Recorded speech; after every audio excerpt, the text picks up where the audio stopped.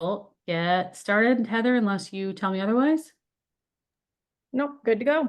Okay, awesome. So want to talk about marketing insights for Q4 and into 2025. We're pretty lucky. We get provided data, we request data, and then we get provided data from Google.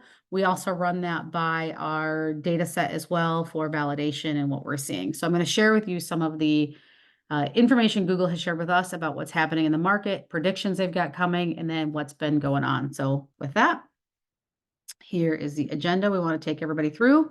So first we want to talk about setting the stage. We got a lot of information on customer sentiment in the home services space. Everything we talk about is unique to the lead gen and home services space. So we ask for the subsets of data from Google. That does include multiple trades inside of home services. So where we can, we break out by trade information as well. So we'll Hey, start by Katie, going through. I'm sorry, your screen is not sharing. Shut the front door every single time you guys share a screen. Every time. How about that? Is that working now?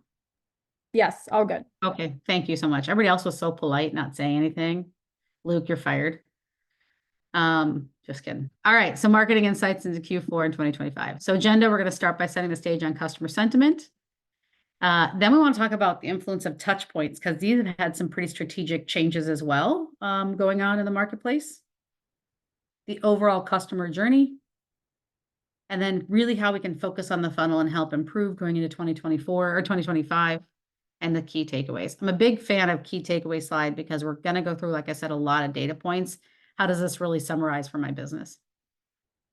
So with that and your permission, we'll get started. So setting the stage on customer sentiment.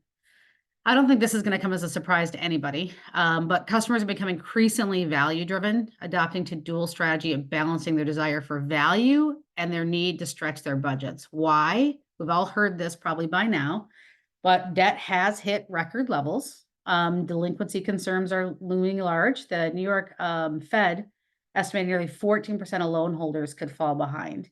It's not on this slide, but in previous slides, or anyone who we've talked to before knows that I think it was 15%, was it, Heather, of Americans have already maxed their credit cards out right now. And so there's a lot of concerns around how that's shaping the market. And really what we're seeing is people are just driving pretty heavily towards deals to the tune of 61% of US shoppers. And this is a relatively new study. This just came out the tail end of July. You can see I try and source my information below. But 61% of US shoppers place a greater importance on promos compared to last year. 61% more like that of shoppers are looking at a greater importance on that.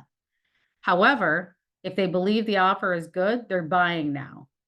So that just came out of a study that Google had done recently and just shared with us. And again, the breakout specifically to home services.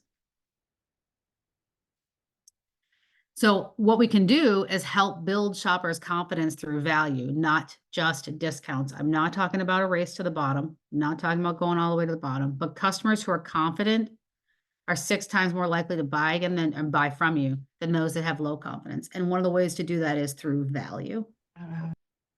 So don't think necessarily just about discounts. We're not trying to race everything to the bottom, but values. And we'll share some of those at the end there.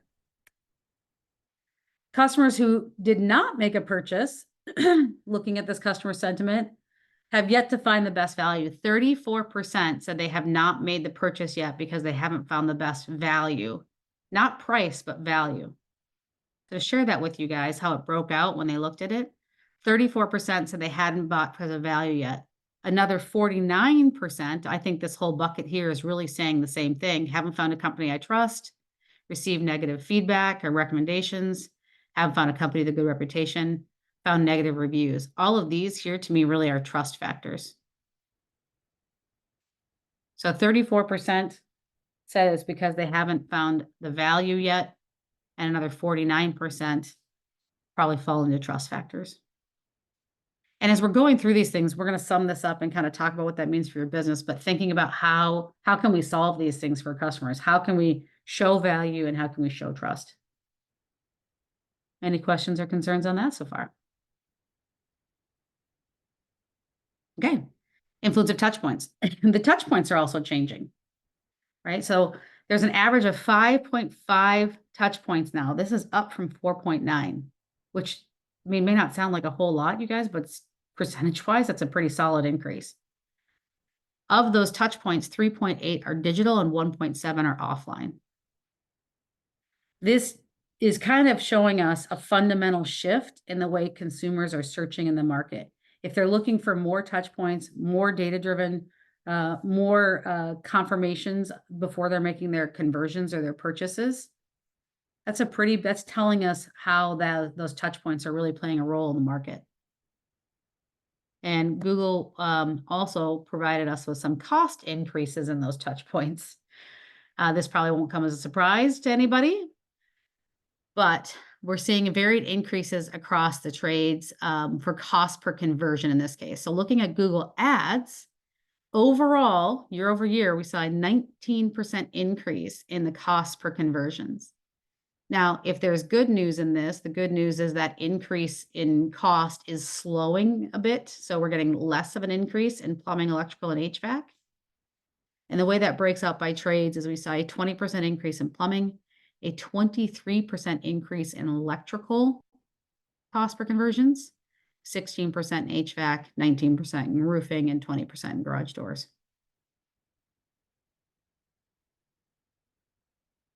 So pretty significant increases in those cost per conversions over the last year.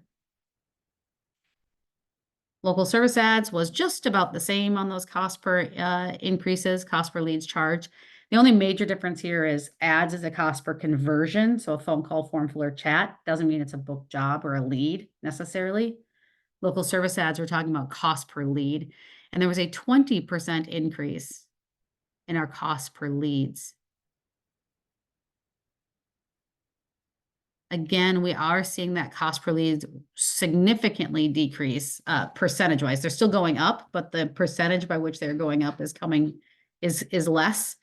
In plumbing, drains, sewer, and HVAC, it was actually in the last few months, we've actually seen a slight decline in the cost per lead for electrical. Year over year, it's still significantly up, but the last few months for electrical, we're seeing it actually a small decline, which I will take. Any questions or concerns on that so far? Nothing. All right, we'll keep cooking then. So the customer journey, how is this really changing the customer journey? This one kind of blew my mind, and I've talked about this before, and I will probably talk about this until I run out of air talking, because this one was so significant. Only 30% of customers made that purchase in the first day. There was another 29% in the day 2 to a week, 19% in 1 week to a month, and 22% more than a month. The reason this jumps out at me is most of us don't, and we're going to talk about this in the takeaways, but most of us aren't doing anything to address this 29, 19, or 22%. You want to double your return on investment? It's right here in that day 2 to 1 week. This is something I think that's is significantly shifting in our market. During the days of COVID and a few other things in the last few years, purchases were so much quicker. Customers were making those purchases. Now we're seeing that journey stretch out. And it wouldn't be Google provided content unless they gave themselves a little pat on the back, but I thought this was useful. When you're looking at the top 10 resources used during those customer journeys, Google search is number 1. Google reviews is number 8, and YouTube didn't quite make the top 10, but it was number 11. So 3 of the top 11 touch points are Google, and they start with Google, right? So this was their study. I liked this because it also told us, hey, how important it is to have a friends and family recommendation program, how important our website is, previous experiences, brochures, call with rep, Facebook. All of these things are going in. Remember, there's on average 5.5 touch points. So on average, they're hitting at least half of what you're seeing here.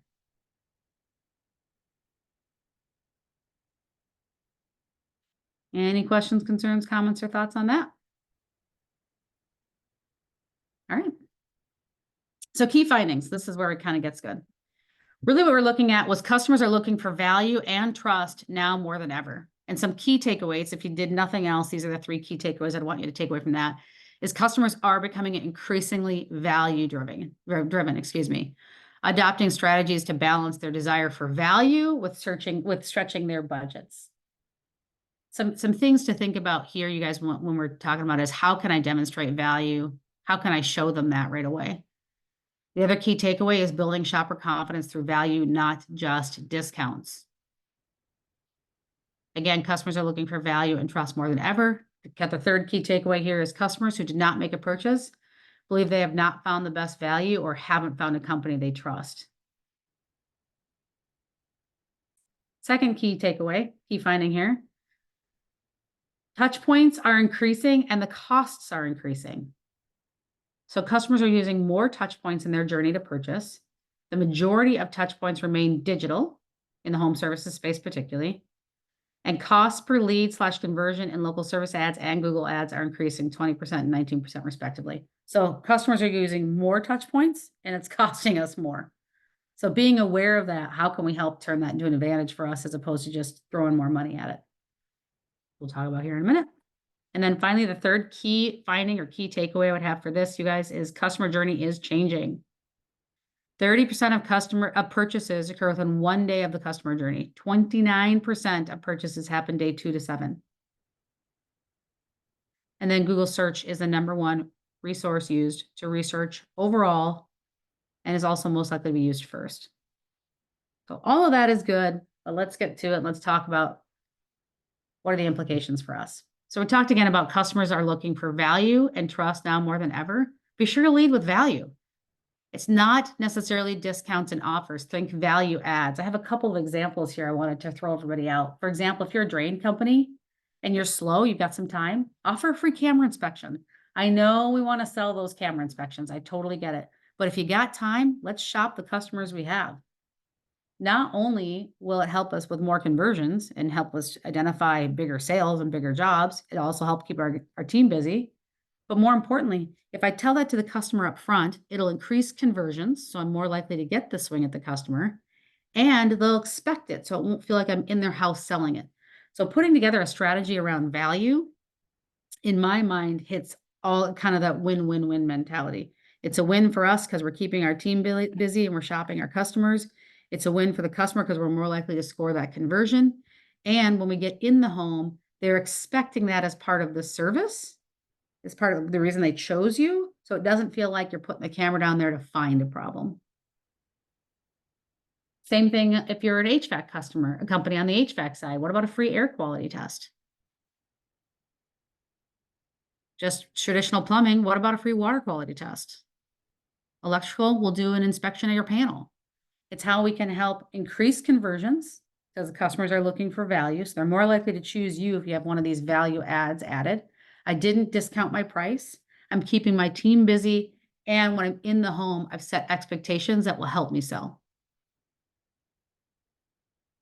Any questions, comments, thoughts on that? Nope, everybody's enthralled, amazed, or super hungry for lunch. All right. And then also increase trust factors. This one I cannot stress enough, you guys. We all have it and we all do it. Reviews, testimonials, badges, awards, community participations, events, incentives to groups like military and first responders. All of those things, if they're not on your website, if they're not in your Google business profile, if they're not on your brochures you print, if they're not on your mailers, you're missing one of the major things customers are telling us they're looking for. Can I trust you? And we're losing it a little bit. You know, people kind of think, and I think it's because people have abused it. I was just looking at another company and they had on their thing a testimonial from someone named Jacqueline, right? Like bullshit. Excuse my potty mouth. Come on. You know, like we've got to have the real links to the real things so we can actually see what they are. And most of us in our space, we do so much with the Better Business Bureau. We do so much with like Angie or with Home Advisor, you know, top pros. We do so much with best ofs in our towns. Think about the community participation. Nothing says trust more than, hey, we sponsored the kids' Little League team. It tells people you're here and you're part of the community. Events that you're doing. Hey, we're helping out with the animal shelter. We put in it at a discounted rate for the church. Those things are really, really important to consumers and really help with that trust factor. Now, remember that first thing there, Customers are looking for value. That top one, that was 34% of customers have not made a purchase because they haven't found the value. That second bucket of trust, and I was probably lumping a few in there, but that was another 49%. So if we tackle these two things and just how we're leading, and this doesn't cost us anything. The value adds, you may say, cost you something because you're putting a camera down, maybe when normally you sell that camera inspection, but it's better than sitting there cleaning out vans.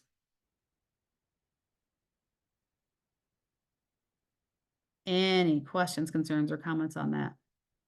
Hey, Katie, there was a question in the comment chat. Mhm. Do you want me to read it or you want me to?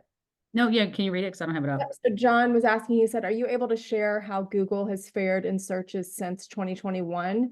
He's curious if they're losing, gaining, or maintaining their hold on digital searches. That's a great question. So as a percentage of search, there's a great company out there called ComScore that does a lot of that kind of search percentages. Google has actually grown a significant chunk in search on mobile. During COVID, they lost a little bit of search volume on desktop.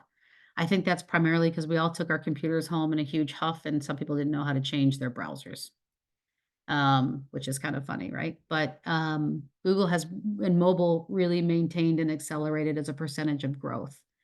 What Google's done to help adopt that is whenever they see something coming, they generally incorporate it. So for example, recent news, not as far back as 2021, very recently, Reddit made a big push into the market space. And what Google did was just took Reddit and put it right inside their search engine results page. So they're keeping their market share pretty heavily by pulling some of that into their results page. And so keeping people on that. The only downshift really that's been reported was during COVID, which was Bing primarily on desktop computers. I'm not sure if that answered the question or not.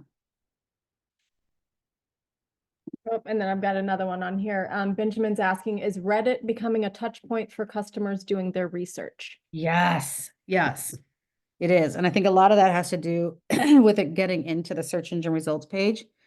And I see it kind of pushing more against Facebook than Google necessarily, but it is definitely something.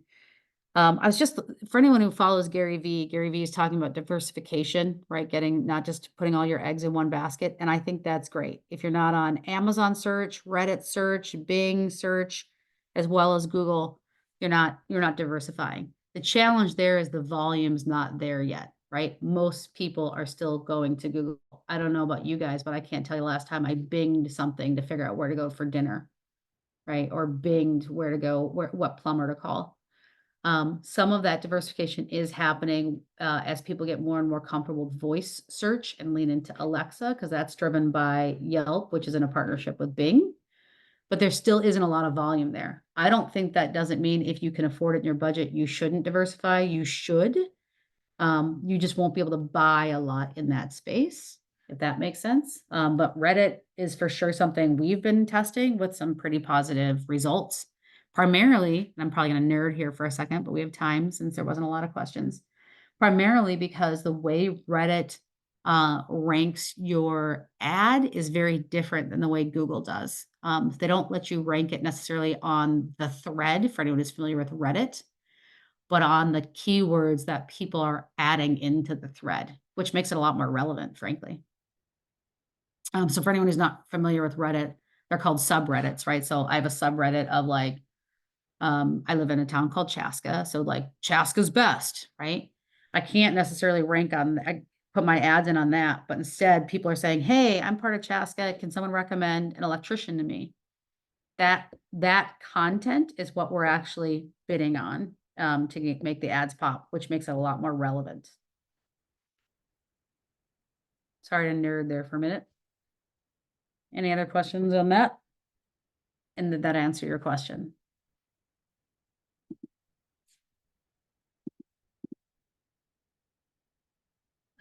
If so, you've been able to take advantage. Yes. Again, Benjamin, I highly recommend. Thank you. Very good. Thank you. Yeah. I highly recommend playing with Reddit. Again, you will not be able to spend. We got the beginning of the year, Amazon gave us $500 free for a month of Amazon ads, which what you think necessarily it is, but like Amazon advertising, and we couldn't spend it in some markets. It was $500 free, you know. It's like my second favorite four-letter word that starts with F, and we couldn't spend it in some of our accounts. So there isn't a lot of volume on some of these third party, or not third party, some of these alternatives yet. But that doesn't mean you shouldn't be there and take advantage, because there isn't a lot of competition there either. Someone said, I might have missed it. Getting in front of customers on Reddit is the best way to get in those subreddits and respond quickly in terms of non-paid advertising.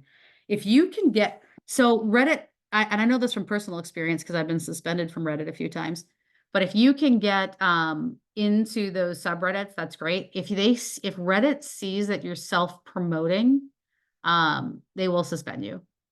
So be careful about how you're responding to those. I always find the best ways to find a couple of advocates and make sure that they're getting on there. For sure. And then I missed the top thing you said there. You said expanding on your John stats. Oh, that's Matt. Gotcha. So yeah, I'm a huge fan of Reddit. I think you can get on there and do whatever you can. I like to watch Reddit particularly and make sure no one's saying, you know, ex-employees and kind of things in there, but you got to be a little careful because Reddit does try and keep it pure. So if you're getting on there every time someone says, can you recommend an electrician in my town? You're like, hey, I do electricians. They might let you get away with it once or twice, but if it looks like you're constantly promoting yourself, they'll suspend you. Any other questions before we move on to this next one? Awesome. I love the questions.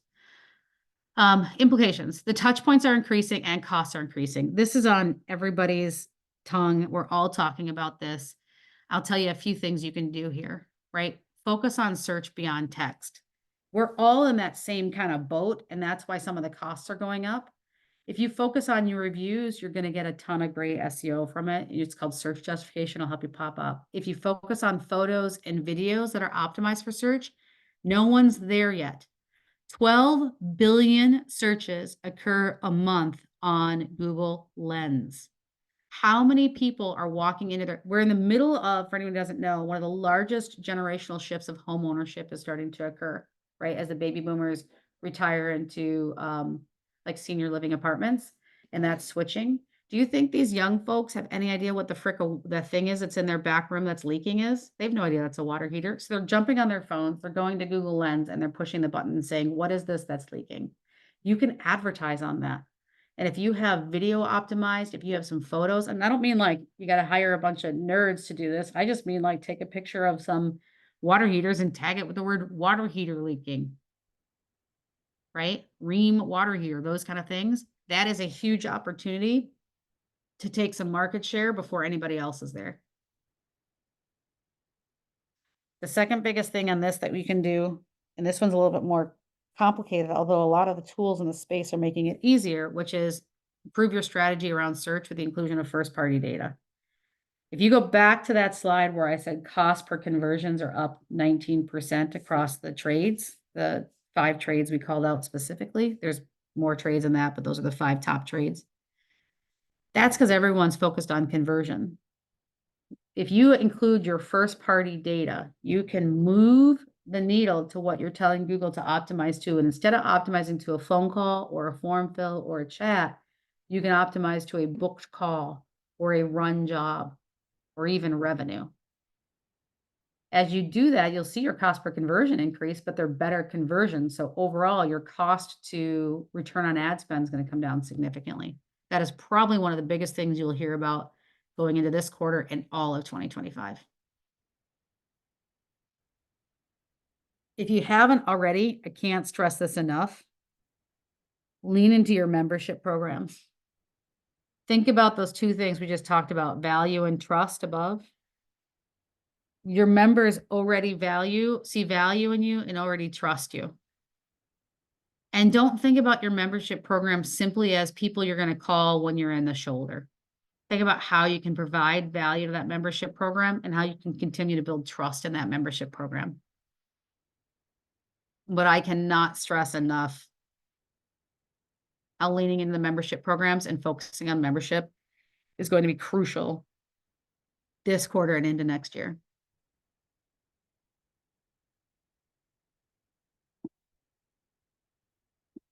And then watch your key performance indicators and drive SOPs for your business, standard operating procedures in your business. The example I wanted to give here is if you think about these touch points are costing us more, customers are doing more touch points.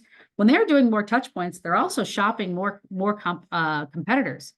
So I'll give you a great example. We've seen this one many, many times. If your cancellations are high, or you've spent so much time trying to get a customer, put together just a quick follow-up. If you're using any kind of CRM, excuse me, it's likely it's included to put together a follow-up. So if I book an appointment, today is Wednesday, if I book an appointment with somebody on Friday, I should have an email that goes out saying, thanks so much for booking, or a text message that goes out that says, thanks so much for booking. We're excited to see you on Friday. Tomorrow, I should have another email or text that says, hey, we're excited to see you tomorrow. We're coming in the afternoon, or whatever your processes are around that. On Friday, looking forward to seeing you today. We'll give you a call when we're 20 minutes out. All that's doing is telling the customer, don't shop elsewhere. Don't go other places. We're coming. We have seen that significantly reduce cancellation rates. And when customers are shopping more touch points and costs are increasing, we need to lean into how to maintain and keep those customers in our business. Any questions, concerns, comments on that? Okay. Finally, number 3. Customer journey is changing, with customers taking more time to make a conversion and even more time to make a purchase. I'm a digital marketing company, but I cannot stress this one enough. Create a follow-up program for unsold contacts. Very few people are just curious what a new water heater is going to cost. Very few people are just curious about upgrading their HVAC system. There's a reason they're calling. Very few people are just curious about why the lights are flickering or a plug that just can't turn on. There's a reason they're calling. So when they call and you don't convert, make sure you have a follow-up program. Get that contact. One of the biggest flaws, I think, in our space is they generally only get the customer into our CRM when we think it's a lead. Get everybody into the CRM. Follow up with everybody. Almost the same number convert day 1 as convert day 2 to 7.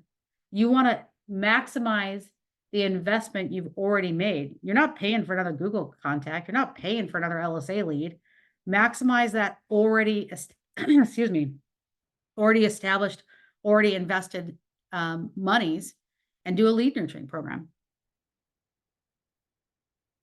Create and implement programs for customers that do purchase.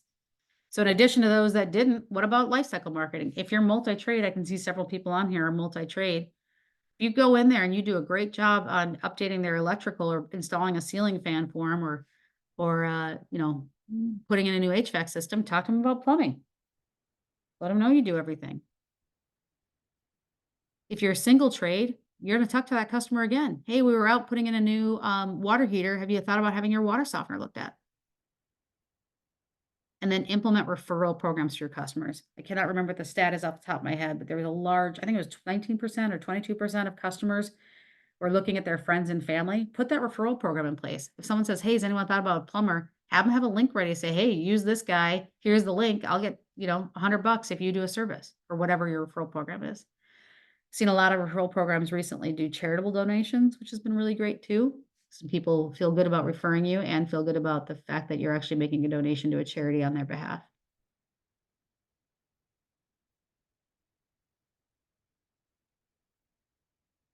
But the market's changing. What I want you guys to mostly take away, customers are changing how they're meeting us in the market and where they're meeting us in the market.